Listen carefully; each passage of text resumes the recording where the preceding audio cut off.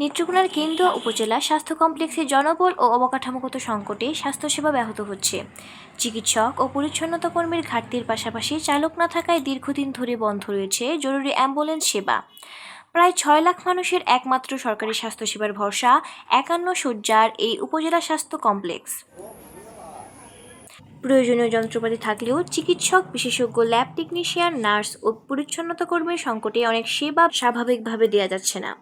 হাসপাতাল সূত্রে জানা গেছে, ২৪ জন মেডিকেল অফিসারের বিপরীতে বর্তমানে কর্মরত ১১ জন। তাদের মধ্যে ২ জন অন্য প্রতিষ্ঠানে সংযুক্ত রয়েছেন।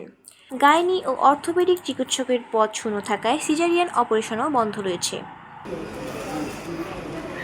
হাসপাতালে ২টি অ্যাম্বুলেন্স থাকলেও চালকের অভাবে দীর্ঘদিন ধরে সেগুলো ব্যবহার করা যাচ্ছে না। এতে জরুরি রোগীদের ভোগান্তিতে পড়তে হচ্ছে। রোগী ও তাদের স্বজনদের অভিযোগ, জনবল সংকটের কারণে চিকিৎসা সেবা ব্যাহত হচ্ছে। পরিচ্ছন্নতা কর্মীর অভাবে হাসপাতালের পরিবেশও সন্তোষজনক নয়। তারা দ্রুত জনবল নিয়োগ ও স্বাস্থ্যসেবার মান উন্নয়নের দাবি জানান। এই প্রসঙ্গে উপজেলা স্বাস্থ্য ও পরিবার পরিকল্পনা কর্মকর্তা নাঈম হাসান বলেন, জনবল ও অবকাঠামোগত সমস্যার বিষয়টি ঊর্ধ্বতন কর্তৃপক্ষকে জানানো হয়েছে। নেত্রকোনার সিভিল সার্জন গোলাম মাওলা বলেন, হাসপাতালের সংকট নিরসনে প্রয়োজনীয় উদ্যোগ নেওয়া হচ্ছে।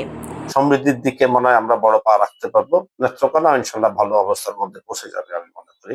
আমাদের এই পদ বা পদের যে সংকট, জনবল সংকট, এগুলো অনেকটা কমপক্ষে ৬০-৭০% আমরা মানে হ্রাস পেয়ে যাবে। এই প্রসঙ্গে কথা হয় নেত্রকোনা ৩ আসনের সংসদ সদস্য রফিকুল ইসলাম হিলালির সঙ্গে। আটপাড়া কেন্দ্র ২ হাসপাতালেরই যে অব্যবস্থাপনা এবং যে সমস্যাদি রয়েছে সেগুলো নিরসন করতে আমি নিজেও কাজ করছি। ঊর্ধ্বতন কর্তৃপক্ষের সঙ্গে কথা বলছি, সিভিল সার্জন মহোদয়ের সঙ্গে কথা বলেছে এবং কথা বলছে, এবং এটা বলতেই হবে।